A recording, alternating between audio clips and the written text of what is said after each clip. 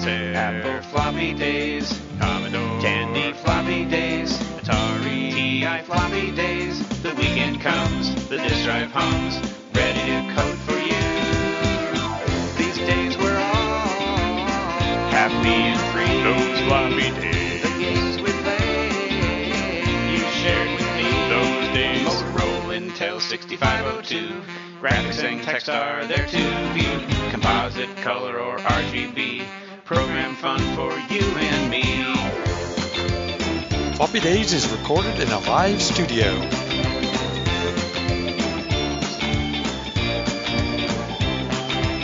Inside PC Floppy Days, ST Amiga Floppy Days, Junior Sinclair Floppy Days, Classic Days, Microwaves, geeking all week with you. These days were all happy and free. Those floppy days, the games we played, you shared with me. Those days, these floppy days are yours and mine. These floppy days are yours and mine. Floppy days. In 1982, I was coming to the end of my college computer science course. Computers were still rare. My college had one computer, an RML 380Z.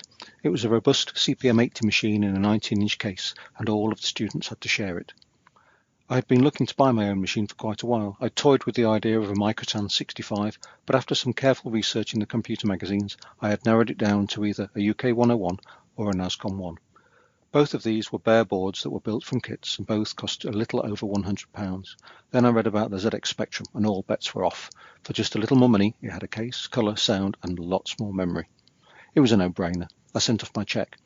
Now Sinclair was known for many things, but punctuality was not one of them, and the small print on the order form saying please allow 28 days for delivery became something of a joke. It even got a mention on the satirical TV show Spitting Image.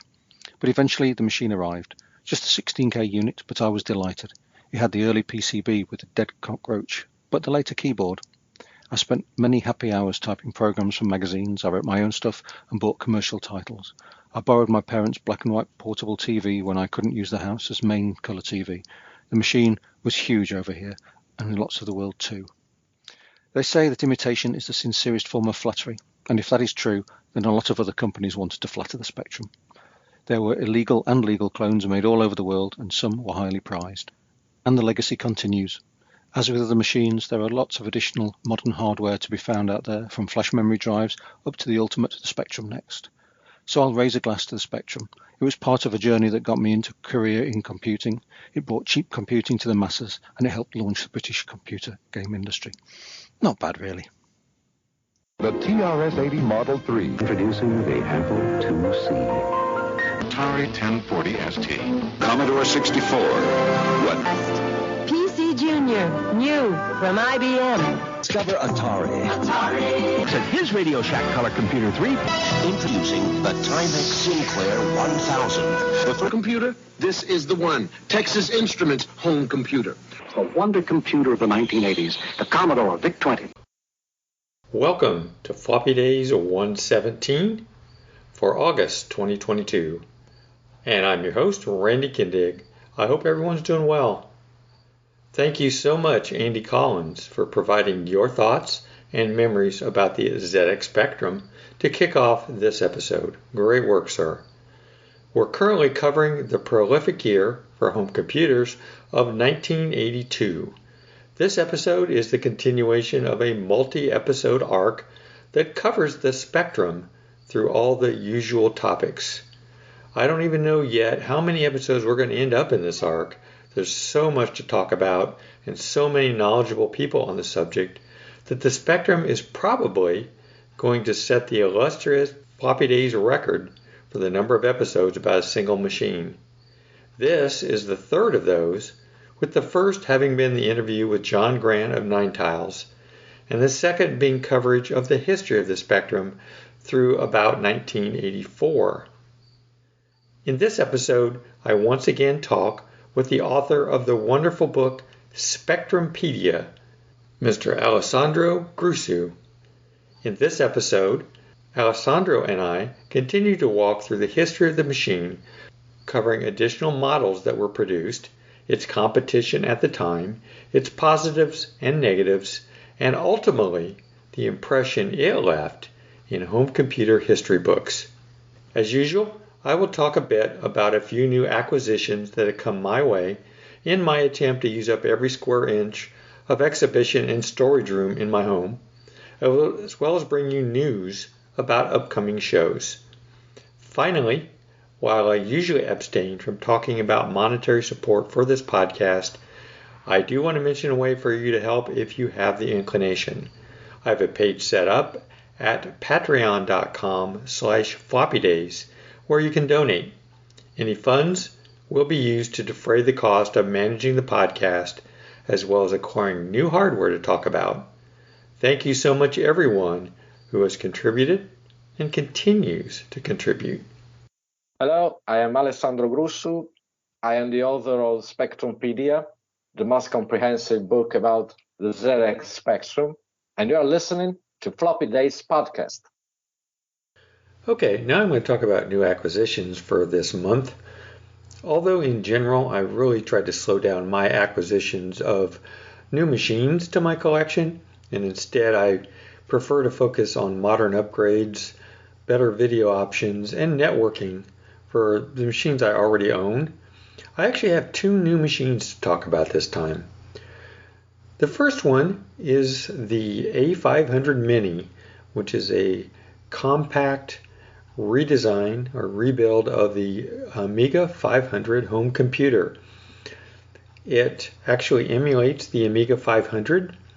It also has the advanced graphics architecture of the Amiga 1200 as well.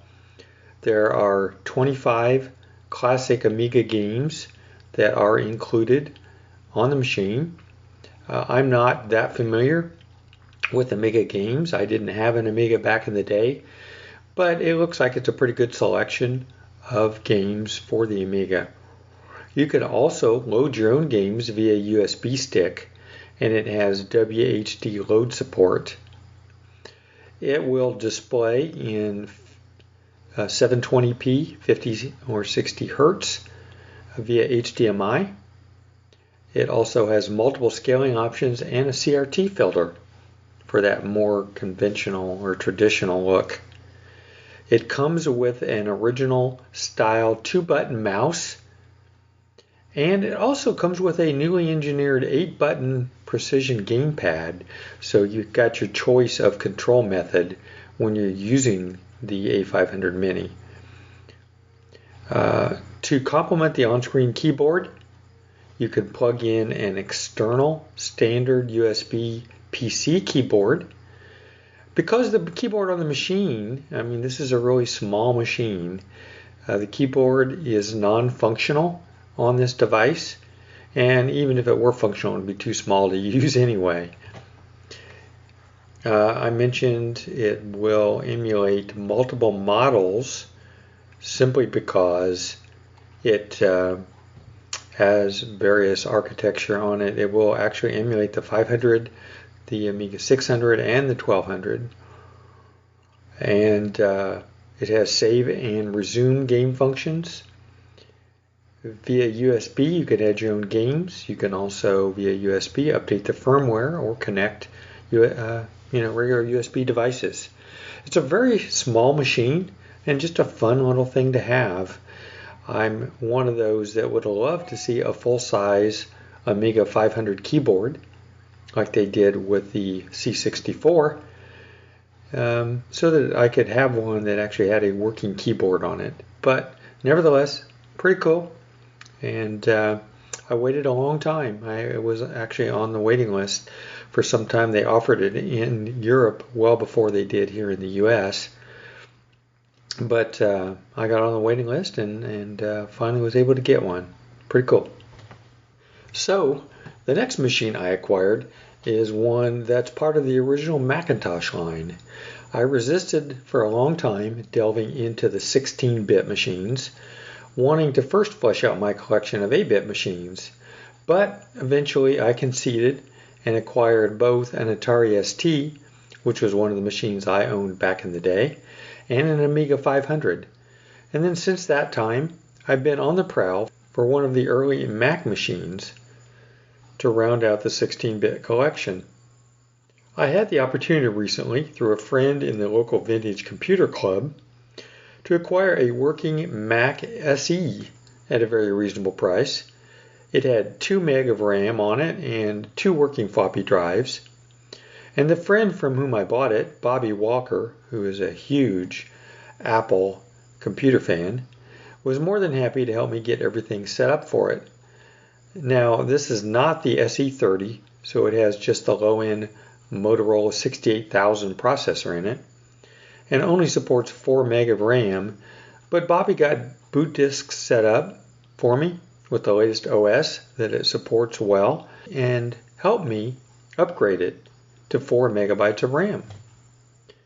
The third thing I want to talk about is actually a modern upgrade then for the Mac SE that I got. It's something called the Blue SCSI and emulates a hard drive for the machine. Blue SCSI is a budget replacement for your old failing mechanical SCSI hard drives. Its features include quick and easy setup. It has a micro SD card slot, a power connector, and can emulate up to 7 separate drives on different SCSI IDs. It comes either fully assembled or you can get a kit. And with fully assembled, it comes with a case and everything. It in conjunction with the Mac SE, which has an external SCSI port that this can just plug into, I'm all set to have fun playing with one of the original Macs. And that's it for new acquisitions this month. Hi, I'm Bill Degnan, and I am the proprietor of the Kennett Classic Museum and Gallery in Kennett Square, Pennsylvania, and I am listening to the Floppy Days podcast. Okay, what shows do we have left in 2022 that you might be able to attend? Well, we've got a few. I know it's getting late in the year, but we still got quite a few. In fact, I got a couple coming up here that I'm really excited about being able to attend. First one is VCF Midwest, September 10th and 11th in Elmhurst, Illinois. I will have a table there, a Floppy Days and antique table. And, if you're there, stop by, and I'd love to talk with you. Next up, September 30th through October 2nd will be Tandy Assembly in Springfield, Ohio. Again, I will be there. I will have a table, and would be more than happy to talk with you if you drop by. In October, the 14th through the 16th, is the Portland Retro Gaming Expo. And I have never been to this. Hopefully I can get to that one of these days. Sounds like a good show. Also, in October, towards the end of the month, October 29th, will be the Chicago TI International World's Fair at the Evanston Public Library in Evanston, Illinois. Now again, this is one I have never been at, but I'm thinking I might go this year. I'm going to be retired by the time that show rolls around, and Chicago's 2.5 to 3 hours away. So I don't see any reason I shouldn't be able to go for the first time. Check that out. There's probably one other show that I'm aware of. It hasn't yet been announced. It's the World of Commodore. It always occurs the first weekend of December. I just checked. They still haven't announced the 2022 show, but I suspect that within another month or so, there will be an announcement for that. So that's it for upcoming shows in 2022. Hi, this is Amiga Bill from thegurumeditation.org, and you're listening to Floppy Days. Okay, I do have a little bit of feedback that I wanted to share with you this time, and this one comes from my good friend Andy Collins, the same gentleman who provided the memories of the ZX Spectrum at the beginning of this particular episode. Andy says, loving the ZX Spectrum series, a real belter. I'm not exactly sure. I know Andy is from the UK. Maybe belter means something that I'm not aware of. I have no idea what that means, but I assume that's a good thing. In the first episode, there was talk of ROMs being sent out to add extra features. I don't remember that. It was true of the QL, but I don't think so for the Spectrum.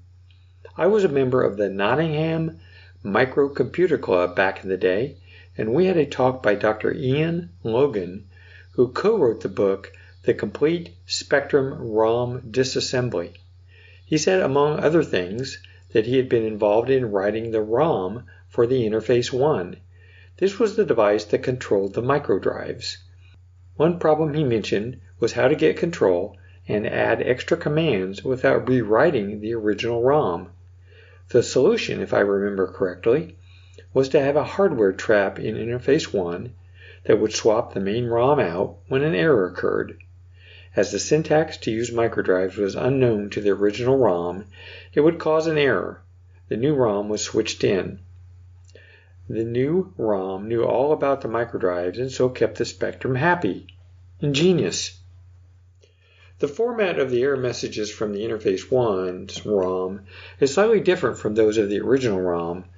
That provides a clue to the trick. In checking my facts tonight, I looked up for an Ian Logan and found a link that might help you. Do you think he'd be up for an interview? Keep up the good work, and I hope to talk to you soon. Andy, as always, it's a pleasure. Thank you so much for writing in and allowing me to use your feedback on the show. Okay, that's it for all the preliminaries.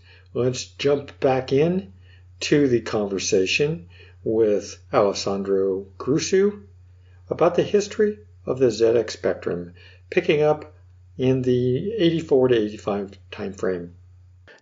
Nevertheless, Sinclair had a lot of followers because of the ZX80 and the ZX81 and its popularity. And so there were a lot of people who wanted to buy the Spectrum when it first came out. And it sounds like they were not able to keep up with demand. Yes, definitely. Especially in the first month, when Sinclair Research exclusively handled all orders by mail. It was very difficult for Sinclair to meet such an increasing demand. It was only when they distribution agreements were signed with large retail chains, for instance, like in the UK with John Menzies, Dixon, and so on, or when agreements were reached with local companies, for instance, like Rabbit Computers in Italy. That Sinclair could finally make his computer and its accessories directly available to customers through retail chains, retail computer stores, and such like. And for this reason, the Spectrum was also outsourced. There were some 48K Spectrums produced in South Korea due to an agreement with Samsung, which are nowadays very sought after by collectionists. And one difference they have in comparison with the original UK manufactured Spectrums, which were manufactured in Timex factory in Dundee, in Scotland, which was almost exclusively, and this is an interesting detail, populated by female workers. There is a very interesting BBC documentary about this factory, which Timex sadly closed in the 90s, leaving many people without a job. It was populated by women. It was, we may say that the first Spectrums were made by the hands of women. It was a quite interesting detail. I think it's good to, it's nice to remember, of course, Clyde Sinclair, Rick Dickinson, Steve Bigger, Saltmaster, but I think we also owe a mention to those workers, those female workers that made our Spectrum real by building them with their own hands. Well, I think they should deserve a mention in all this history. Yeah, absolutely. Yes, no, just this detail. Well, the difference between the Samsung produced and manufactured spectrums is that they have a much more resistant keyboard membrane, which I know of specimens even nowadays they are in working order, and with the membrane keyboard, which is still the original one. After almost 4 years, still working as the first day. I know of specimens of South Koreans made specimens which still work perfectly without wear to the keyboard membrane, because it was made with a much better plastics with much better materials. Very interesting. Okay, nice. As you have talked about already somewhat, there were a lot of different models of the Spectrum that ended up getting produced over time. So I'd like to kind of run through each of the different models, that was developed over time, and what was unique about that particular machine, why they brought that model out. So if we start out with the 16K, 48K machine, which was the first one. And it debuted with 16K for about 125 pounds, and for 48K around 175 pounds. Yes. Well, these were starting prices in the UK back in 1982. And apparently there were different issues of that first model, because you can tell them apart in some way by the keys, I guess. Well, there were some differences into the internal chip composition of the disposition on the motherboard. The use, for instance, the first two issues for the regulation of color had two sort of dials that could be finely tuned in order to balance color on the TV screen. This feature was handled automatically by the ULA revision from issue 3 on, which provided a much stabler picture and a better video signal. Then there was, for instance, our issue 5 brought a single chip to replace 6 decoder multiplexer chips in order to tidy up the motherboard. There were several changes, but they were mostly under the hood, so to speak. Okay. Then in 1984, they came out with a model known as the ZX Spectrum Plus. And I guess one of the main reasons, or one of the main things that they addressed with that machine was a better keyboard, right? Obviously, there were some other differences as well. Maybe you can tell us a little more about what the other differences were. Well, under the new keyboard, the motherboard was mainly an issue 3B, issue 40A, 40B, until issue 6A, which was the last of this line of spectrums. Which were mostly, as I said, better arrangements of chips on the motherboard, the tidying ups, and so on.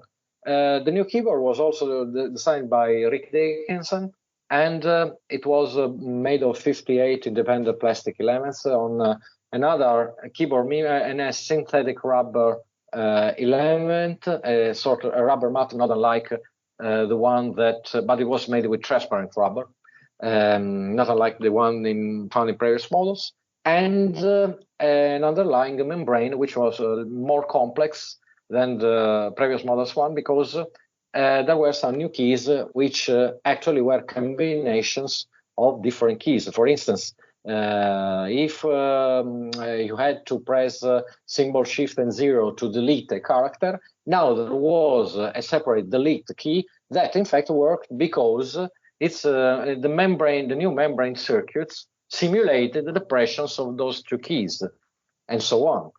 Same goes, for instance, for Edit, which was obtained with caps shift and 1 in the and so on. The new keyboard plastic elements were made by an Italian enterprise, which name I was unable to determine. While the whole concept of the keyboard was mutated from that of the QL, the mechanism manufacture was the same as the QL, that is to say, celluloid based in Gislaved in Sweden.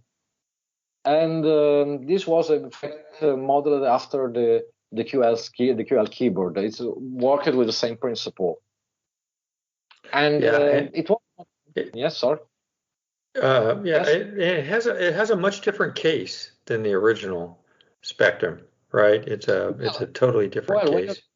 Well, the feel is definitely different because these are much harder, and they are not flat like the rubber key mat of previous models. They are independent, and they are round. They are depressed. They are concave, not flat like the previous one, and they have some round edges, which, however, in the first model were a little too sharp.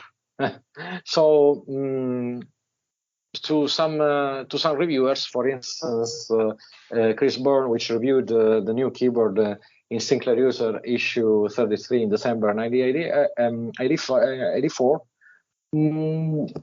was almost inclined to say that the previous keyboard felt better for typing than the new one.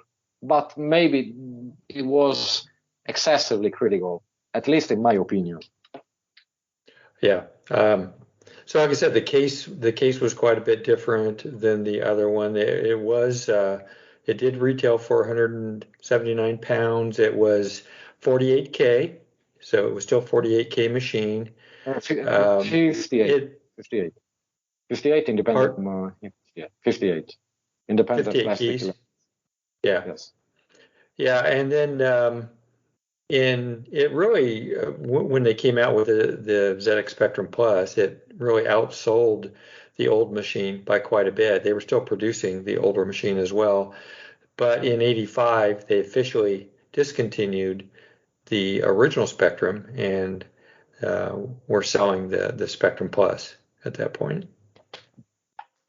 Well, the original Spectrums were officially discontinued on October 1984. Okay. As the ZX Spectrum Plus was officially released on the 15th October of that year. Of course, there were still many Spectrums of the old models to be sold, and they still were on the shop shelves, so they had to be somehow they had to be sold, of course. And by 1985, of course, the Spectrum did not have anymore the same impact that it had 2 years earlier when it was first presented to the public. And for this reason, the Spectrum Plus did not have actually the same impact of its predecessors. Okay, let's. So after the Spectrum Plus, let's take a small step back here and talk about. So at that point in time, between '82 and '85, when the Spectrum Plus was available, according to the numbers I have, and maybe you have different numbers, but about 5 million total Spectrums had been sold at this point, which is a pretty good number. And yes. You already mentioned the Commodore presence, and how strong that was in Italy, Germany, and other places. So that was definitely one of its biggest competitors. But yes. In the United States, I think as everyone or a lot of people here in the U.S. know, Timex Sinclair was the models that we saw over here, right? That was yes. true for the ZX80 and 81 with the Timex Sinclair 1000 and the 1500. And then later with the Spectrum line, it was the Timex Sinclair 2068. And yes. It just never took off here in the U.S. It just never caught on. No, because there was several reasons. Besides the suicide policy of Timex, which feared that in 1984 the competition would have made the computer sector no more profitable, while things went altogether a different way. Okay. It did not see a dramatic price cut as it was in Timex predictions, but on the other hand, it saw a stabilization of the market after the cutthroat policies established by competitors like Commodore and others in order to gain a foothold in the U.S. home computer market that had been witnessed in 1983. This misjudgment, this miscalculation brought Timex in February 1984 to abandon its businesses in the home computer sector. And it was, we may say in hindsight, a terrible mistake. Because although the Timex 2068, Timex Sinclair TS 2068, on paper was a beefed up Spectrum because it had many new features like so-called multicolor 8x1 graphic mode, which partially overcome the limitation of the Spectrum display.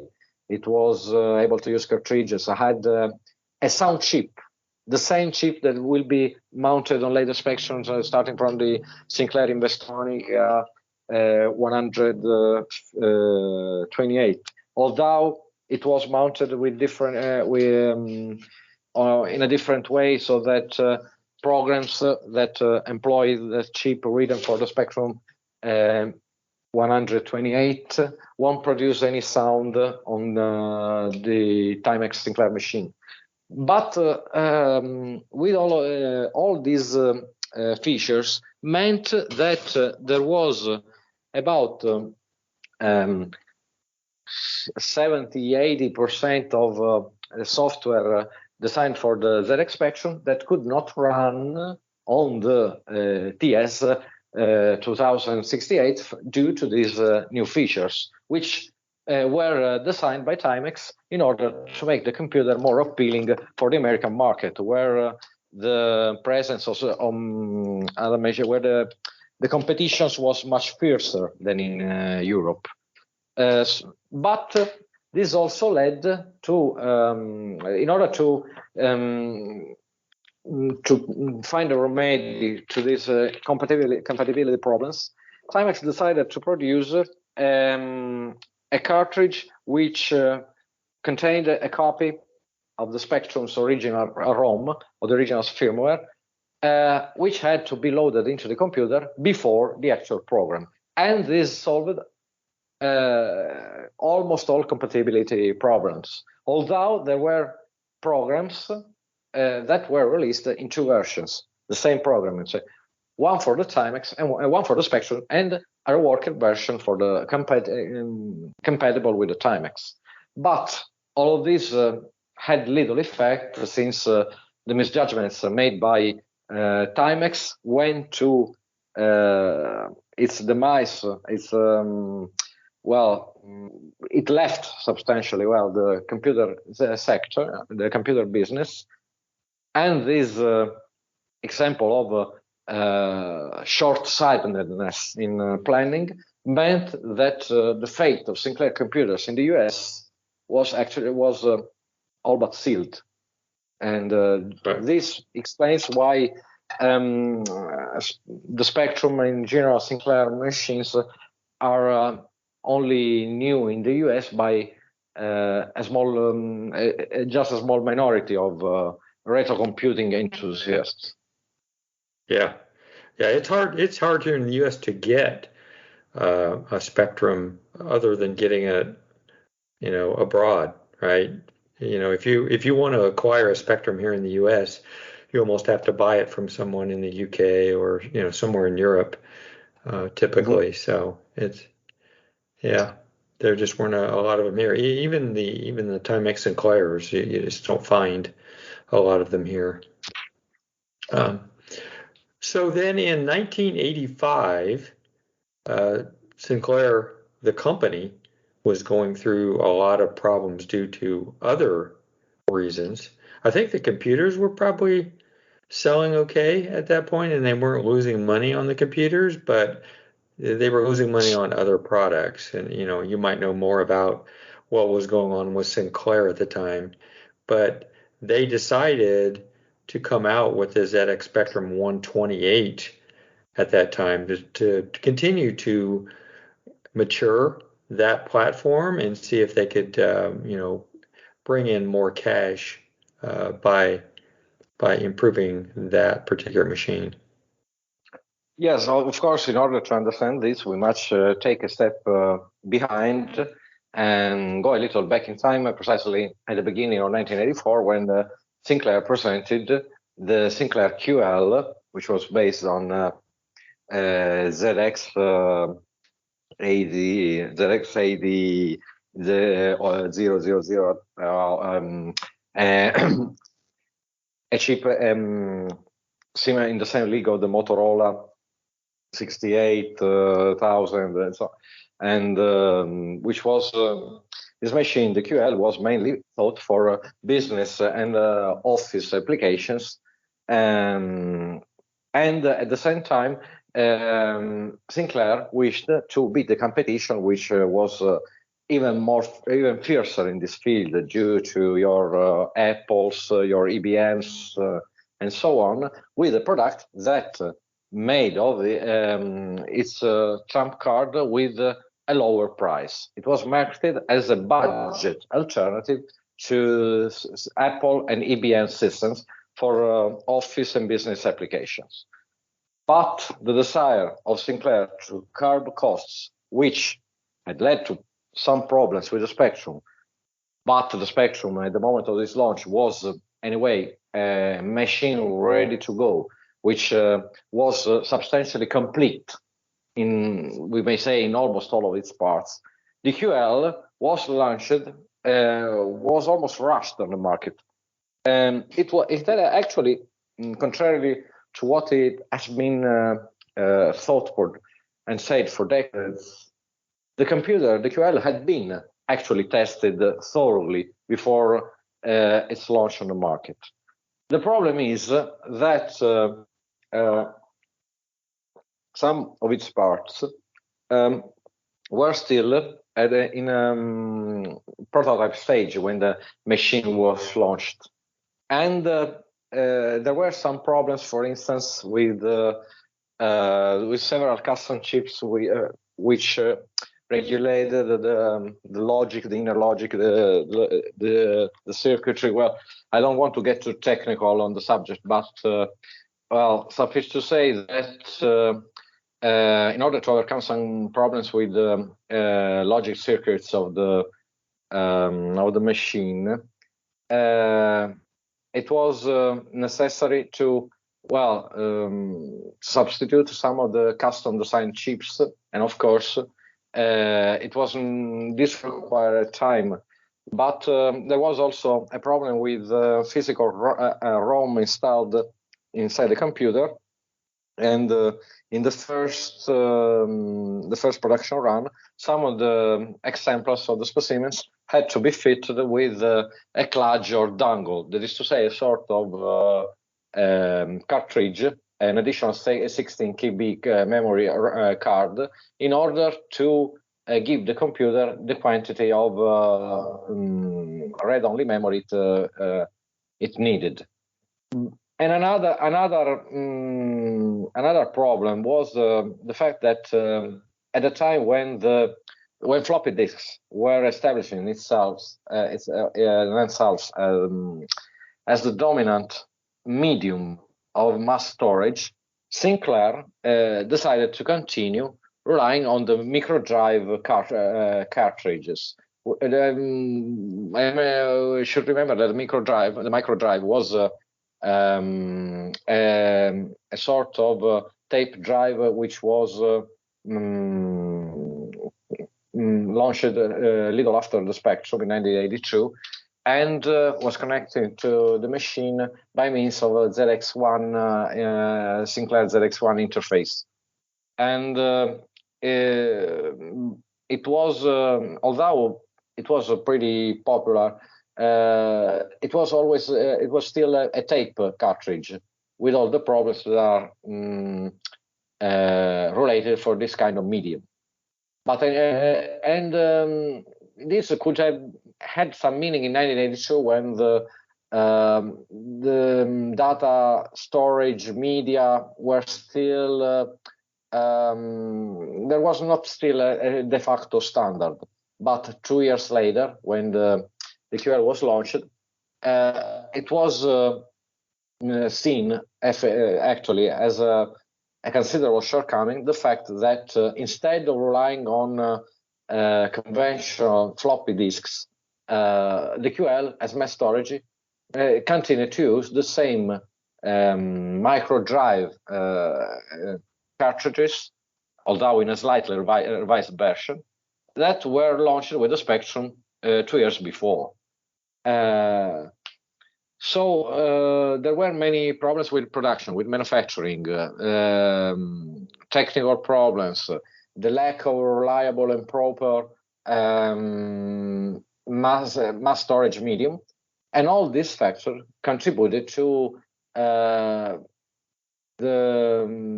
would not say failure, because it was effectively a failure for instance, that of the C5. But Sinclair did not succeed in his attempt to gain a foothold in the office and business computing market, because due to all of these problems and the usual slowness, the usual problems Sinclair had in keeping up with the demand, the QL, of course, had only a fraction of the impact it should have been in Sinclair's intentions. And all a considerable amount of money, of time, of technology or research went into producing a machine that did not replicate not only the success of the Spectrum, but also of the ZX80 and 81. The QL remained a nice product, not to say in English, niche, nice, as a product with a very small distribution, very small diffusion. How do you say it in English? Sorry. Yeah, niche is probably niche. A good word for that. Niche, yeah. Yes, niche, yes, of course. I don't know. A niche word. Yeah, sorry, but I told you I'm not. No, you're doing great. You're doing great, Alessandro. No problem. Please, I hope you and our esteemed audience will be patient, very patient with me. Thank you. So the QL remained a niche product and did not enjoy at all the same impact of this of the other Sinclair computers. So why not being a disaster? Certainly, it was its very limited information was not what Sinclair had in mind. But the real disaster, the real failure came later with the C5, which was in times like the one we are living in nowadays, when we talk about sustainable mobility, reducing pollution and the impact of our lives on the environment. The C5 was, in theory, on paper, was a genial idea. But the problems were, in my opinion, that first of all, Sinclair always, even in this case, went with his bare bones approach, which could be fair for computers, but certainly not for a vehicle which was supposed to actually be driven on streets with all the safety measures and so on. And B, that at the time, the general public probably wasn't ready for the idea of a mass-produced, this very simple means of non-polluting means of transportation. Maybe the times were not ready yet even for just the idea, whereas today it's quite a different landscape. But both the fact that Sinclair always went with this bare bones approach, and the C5 unfortunately had such shortcomings, such defects that no later remedy could ever possibly correct them. And the fact that it was simply limited to be not safe to drive on because it was too low, too fragile, and if you think that even in countries like the Netherlands, where the flat nature of the terrain would have proved an ideal ground for the diffusion of the C5 was banned from importation on the grounds of safety, the fact that it was not safe to drive. It was dangerous. Yeah, that explains. So excellent explanation there as to why Sinclair was in financial trouble, I guess, at this point in time. Yes, right? This is in 1985.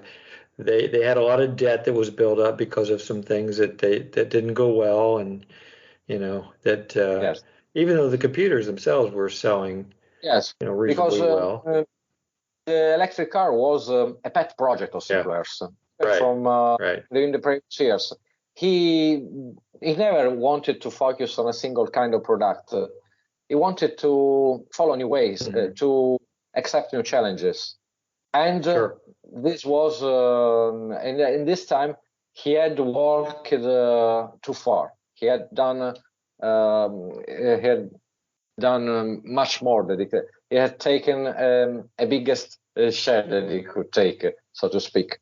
And the C5 did not only put him into financial troubles, it also almost destroyed all the credibility and favor of the public he had patiently built in the previous years with the computers. The C5 was deemed like a mad scientist's concoction, so to speak. And this damage, yes. It damaged. There were in the book there is a cartoon taken from a British newspaper where the feeling of at page 45 of the first volume, which was very common at the time. So his credibility, it was deemed like something that destroyed his credibility, and this also made him not very well. Although he was still one of the main European computer producers throughout Europe, this put him into troubled waters. Also, when he tried to get some new capitals in order to give oxygen to his wavering enterprise. It was for this same reason that production of the 158 was outsourced in Spain and drew much on hardware of the Spectrum 48K and Plus, beginning from the keyboard, which is virtually the same. Yeah. So they worked with, like you said, their Spanish distributor, Investronica. Is that the way you pronounce that? Yes, Investronica. But yes, of course. But Investronica was not only a distributor, but actually they worked at designing the computer, the chips, the motherboard, the addition. For instance, one of the most important innovations of the 128, besides the additional RAM and the paging, the management of RAM, was the addition of the AY 8912 chip from General Instruments, which was then present in several coin-op arcade games, in several home computer consoles. It was quite popular at the time, and the decision of add the sound chip, a 3-channel sound chip, was welcomed as a very important innovation, considering that the first Spectrums had no sound chips, but had to rely on the ZX80 in order to produce sounds, or is to say beeps. Gotcha. Yeah. And so there were a lot of other new features in this machine too. It had 128K of RAM, as you might expect from the name. It had 3-channel audio. It had MIDI compatibility. It had RS-232 port, RGB monitor port, 32K of ROM with an improved basic editor, and an external keypad. So, quite a few improvements. But the external keypad was bundled with Sinclair Investronica. For the 128, which followed it, the international model, the English one, it was sold separately, but it had very, very little distribution. It's very rare to find one on its own, in fact. Most of the times you may find it bundled with Sinclair Investronica machines. Okay.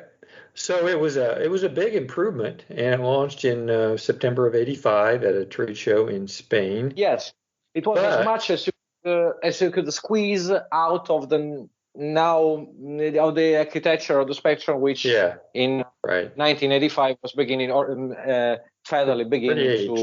become obsolete. Yeah, absolutely. One of the problems, though, that happened is that because they still had some unsold Spectrum Pluses, Sinclair decided not to start selling, at least in the UK, until January '86 with the 128. So they missed the entire Christmas season for 1985, and that had a big impact on the sales. Another terrible mistake by Sinclair. As long as we praise the man for bringing us the Spectrum, but we should not make so to say, not sanctify him, because he also made several mistakes, and this one was one of the worst, because it meant the end for Sinclair Research and the necessity of finding someone which could buy out all the property and the assets of the enterprise. Exactly. So, because of all the debt, as you said, and because really there was no way to save the company at that point, they ended up selling the company to Alan Sugar and his company Amstrad in, I guess, for £5 million. I guess that was in 1985, right? Yes, 5 April 1985. 1986, sorry. 1986, okay. So in 1986, they sold the company to Amstrad. And then Amstrad decided they would go ahead and continue the line, make some additional computers, but put their own name on them. And the first one they came out with was they called the Spectrum Plus 2. Yes. We saw earlier the computer was designed in even when at the time when Alan Sugar was still contacting Sinclair about the possibility of the takeover, and it was designed by the young Chinese designer whose name we do not know. And while the list of components was dictated by Richard Altwasser on the phone directly to Amstrad technicians, because Alan Sugar recruited Altwasser in order to assist him with a new Spectrum that should have been manufactured by Amstrad. But the Spectrum in Amstrad's hands, in Sugar's hands, sorry, would continue to survive. But of course, it had not more its role of guiding people towards the discovery of computing or information technology. In Sugar's intentions, the Spectrum should occupy the lowest end of Amstrad's computer range, and should be focused mainly upon gaming, in order to take advantage of the enormous gaming catalog that was existing at the time for the Spectrum, and was continuing to be produced even in the second half of the 80s. So, well,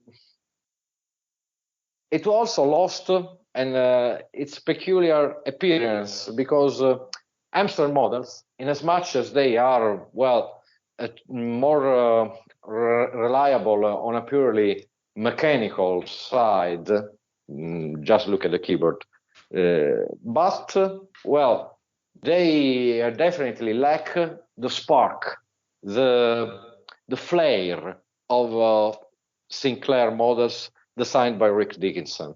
They look more anonymous, more by the number. Right, yeah. I mean, they almost look just like a keyboard, right? They don't have the same styling and the same, like you said. They just don't. Yeah. The plus 2 inside is virtually identical to the 128. Yeah. It was the plus 3 and the plus 2A, and it's a slight revision plus 2B that saw some major internal revisions that, however, brought compatibility problems with several classic games. Yeah, I have one of the plus 2s, the gray, the gray with the gray case, and that's how you can tell it from the plus 3. I'm sorry, the plus 2A is because the color, right, is black. Yes, the plus 2A is black. Yeah, even though they both say plus 2 on them, when you look at them, they say plus 2, but the A is actually a different color, which I always thought was a little odd. And the a plus 2B can only be told from a plus 2A either by turning the computer on, pressing brake, and pressing keys QA, Z, PLM together in order to bring up the internal test utility, which tells you also the version of the RAM. And plus 2B mount a slight revision, ROM's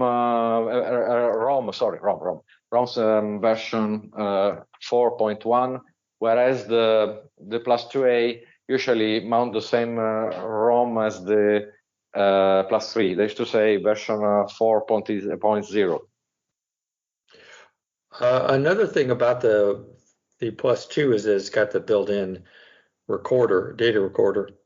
That similar to the Amstrad CPC 464, which is also another machine but less sophisticated. Less sophisticated because they lack both volume control and the counter. Yeah. Other than that, like you said, they're pretty much similar inside as the 128. So just in a different case and different design to it. Then my understanding was, I don't know, it sounds like maybe the plus 3 came out first, or maybe the plus 2A and the plus 3 came out at the same time. I'm not sure, but they were basically the same machine inside, with the only difference being that the plus 3 supported a floppy drive and the plus 2A had the built-in cassette drive. Well, is that correct? It's a little complex question because actually the Spectrum Plus 3 was launched in May 1987, and the Plus 28 was launched at the beginning in March in the March of 1988. First, Plus 2A mounted the same main board as the Plus 3, except for the fact that the Hitachi 3 inches drive was replaced by a simpler data decoder than the one found on the gray Plus 2s. The Plus 2A later went to a simplified motherboard, especially in the Plus 2B revision, minor revision, especially after 1990 when the Plus 3 went out of production. And for the subsequent 3 years, Plus 2As and Plus 2Bs were continued to be built.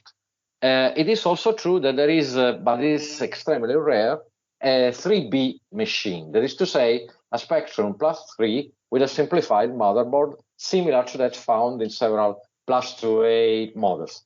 I know it's a little confusing, but I try to explain it as the best I can. It's a little confusing even for us that studied the story of the Spectrum, because there was this the sequence of the small changes which are mostly internal, so it's not very easy to keep track of them. And there was this 3B minor revision that was until a few years ago, it was deemed almost a myth, an urban legend.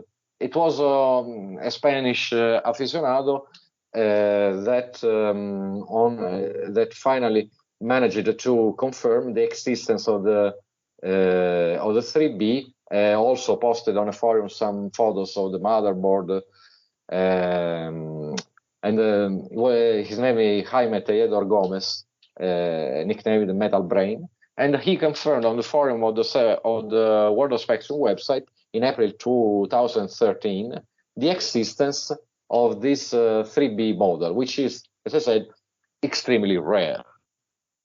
Mm-hmm.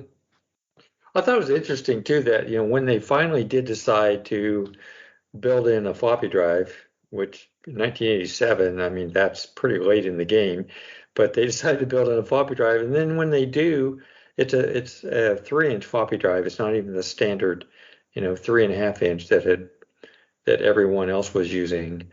I thought that was an odd choice, and I realized that's the same thing they did with their CPC line, but it just I don't understand why they decided to go with an incompatible floppy drive standard. Yes, the AMSoft CF2 floppy disks, which were fitted to the CPC and PCW's range by Amstrad. Well, it was for personally, in order to, for the same reason that the Spectrum occupied the lower tier of the Amstrad range, so it could not be in any way different from the other products and hardware-wise. And this gave way also to sort of urban legends, which circulated even in recent times, according to which Amstrad had stores filled with these drives that they didn't know how to use, and rather than destroying them or throwing them away, they decided to fit them on the Plus 3. But of course, it's just an urban legend. The truth is that since the Spectrum was part of this range, it could not differ from it. Because having to fit the computer with a different floppy disk drive would have meant a rise in price for the machine. Sure. Yeah, I understand. Yeah, that makes sense. They didn't want it to, they wanted to keep the price reasonable at that point.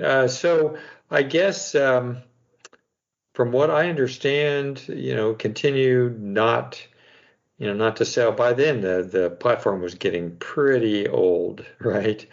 Still an 8-bit platform.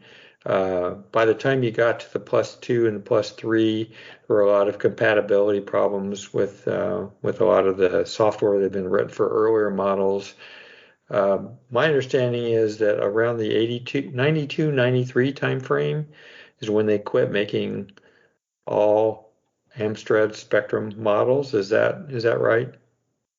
Yes. And, until 1993, which was marking the end of the production, the +2A to B. Okay. To A.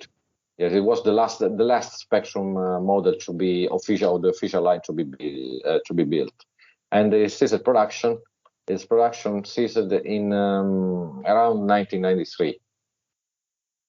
Okay, so probably want to mention too that the subject of clones, right? So there were just a ton of different clones that ended up being made of the Spectrum, which is it's a sign of success when you see clones, because that means you're doing something right, and other people are trying to copy what you're doing, and they wouldn't do that unless you were successful. So it definitely is something that only happens with successful platforms, and there were a lot of clones that were made throughout the world of the Spectrum machine in various countries. And I don't know that I want to go into the details of all the different models there were, but there were a lot of them, weren't there? We would need another podcast just to talk about the Spectrum's clones. Probably, yeah. Right. Yeah, there were definitely a lot of them in different countries. I know that even in Eastern and Central European countries, in Russia, in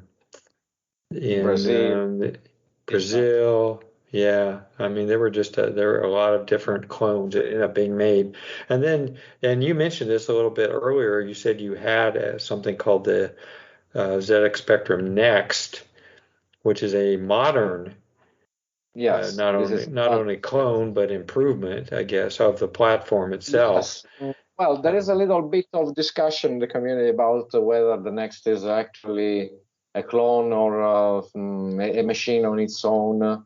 But well, my personal point of view is that the Spectrum Next, since it officially bears the Sinclair name and the ZX Spectrum denomination, and it was designed with continuity with the older models, also on an historical level, as well as hardware emulation, because we must not forget that unlike all the Spectrums, the Next is a FPGA-based machine. That is to say, it is built around a field programmable logic, which means that the chip's logic of the original, the logic of the original chips and integrated circuits they made previous Spectrum is being emulated through software, through hardware, by a single programmable chip.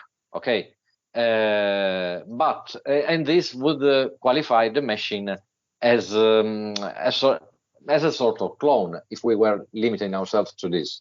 But since it was even from its very beginning, when a group of Brazilian enthusiasts, Fabio Bellavenuto, Enrico Olifiers, and Victor Trucco built a motherboard, a TV Blue, to replace all the Spectrums, and then building upon this experience, then decided, starting almost like a joke, to build a successor of the Spectrum.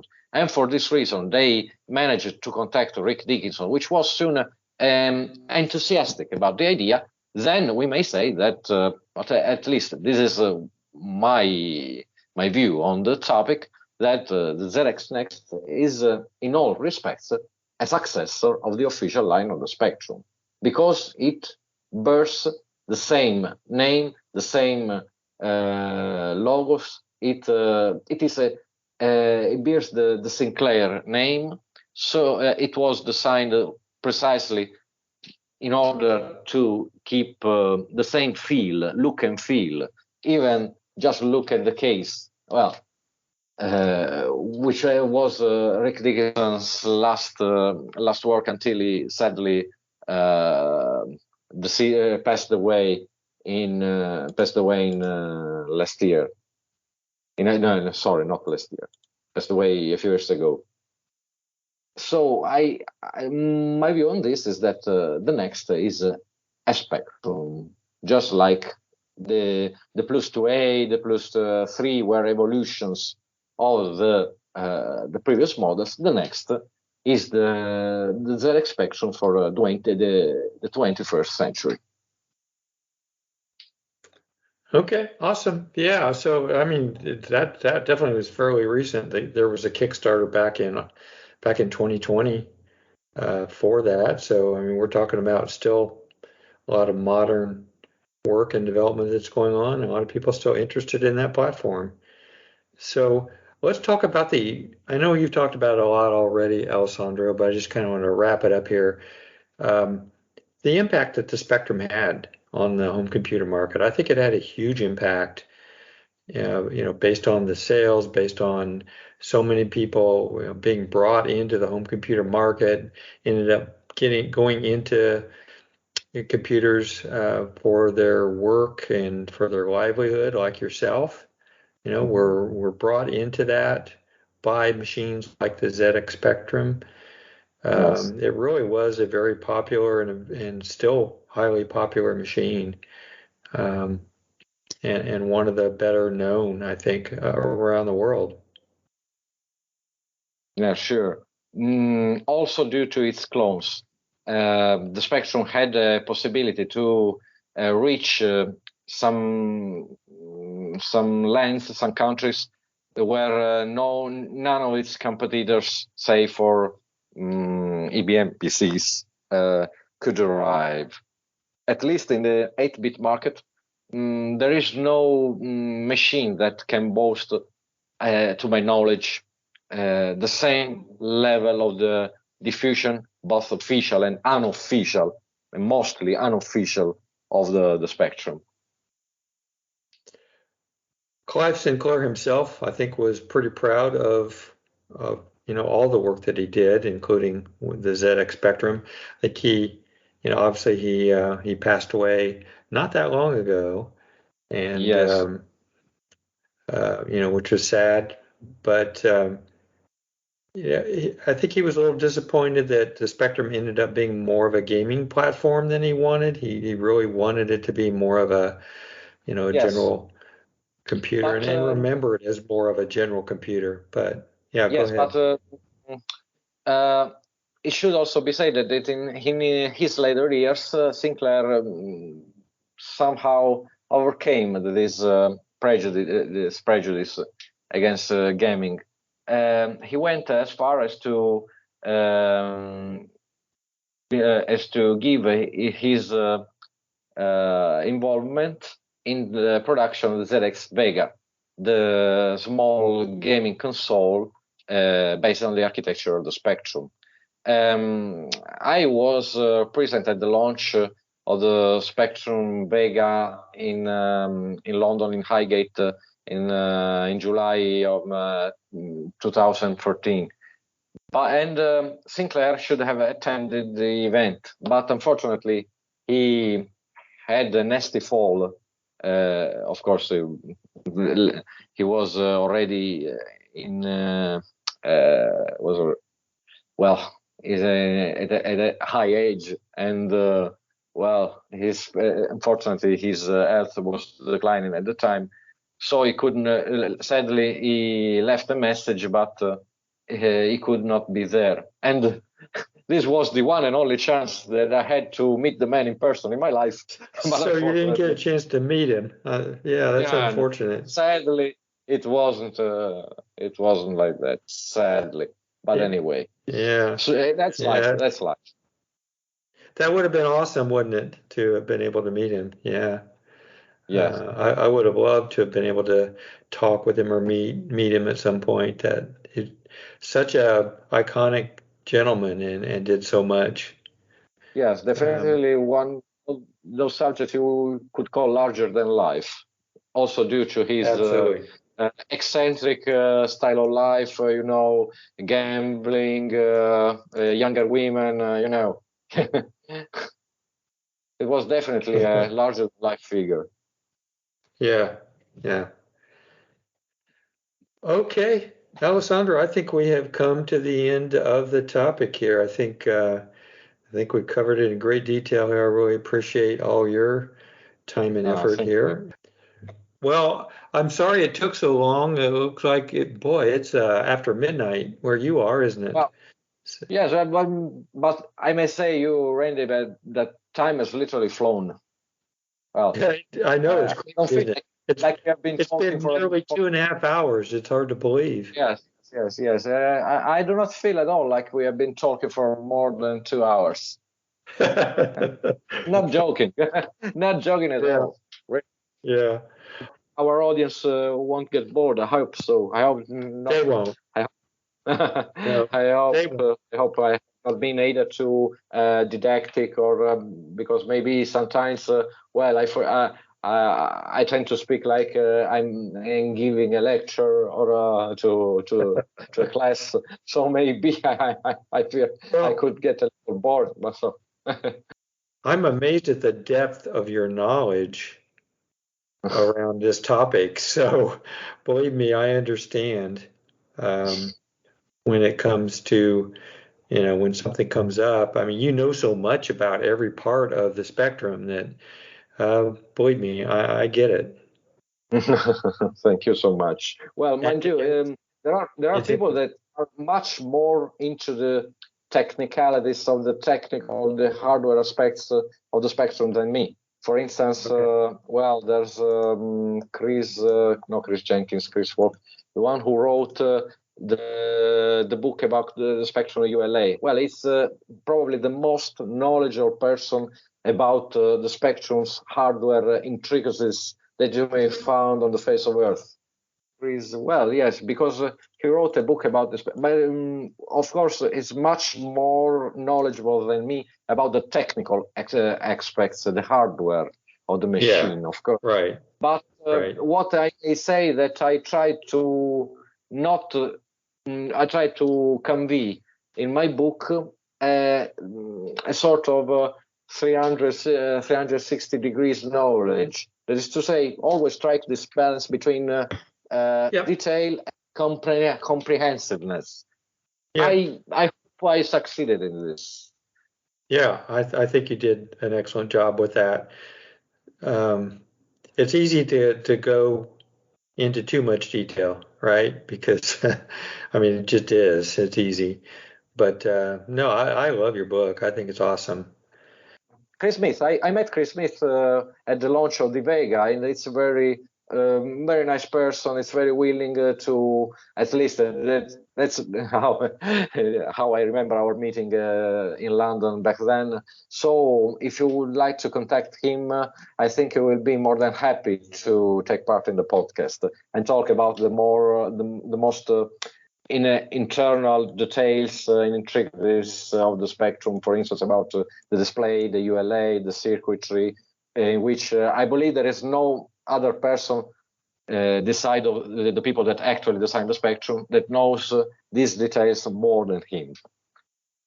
All right. Well, thank you so much, Alessandro. I appreciate all your time and effort here. Again, I'll let you know when it's published, and thank you so much for this opportunity, for your invitation, and for the patience for putting up with my failures in expressing myself in your language. I don't know. No, you did. You do an outstanding job. Believe me, that's not a problem. I had no problem understanding you whatsoever. So your English is pretty good, I will say. Thank you. Certainly more so than my mastery of anything but English. So I know a little Spanish, but I know zero Italian. I'll tell you that. Anyway, thank you so much, sir, and I will catch you later. Thank you. I'm waiting for the podcast to be put on the website so that I can spread the word. Okay, very good. Like I said, I'll let you know. All right, then. I'll wait. All right. See you, sir. Thank you. Okay. Thank you so much. Yeah, bye. Bye, Randy. Bye. Thank you. Thank you. Bye. Bye, bye, bye. Okay, that's the end of episode 117 for August 2022. I want to give out special thanks to Alessandro Grussu for his tremendous help and patience in helping me co-host these last couple of episodes. I really, really appreciate his time and his patience and his memory and everything that he has learned, his research that he's done about the spectrum. I provided links in the show notes for all the great websites we discussed during this podcast. Just go to floppydays.com for the full list. Also, I very much encourage you to provide feedback for the show at iTunes or on the website, via email at floppydays@gmail.com, via Twitter at floppydays, or on Facebook at facebook.com/groups/floppydays. Floppy Days is available for streaming at Stitcher.com and is also on Spotify. Until the next show, pull out a vintage computer and compute as if it were yesterday. Bye.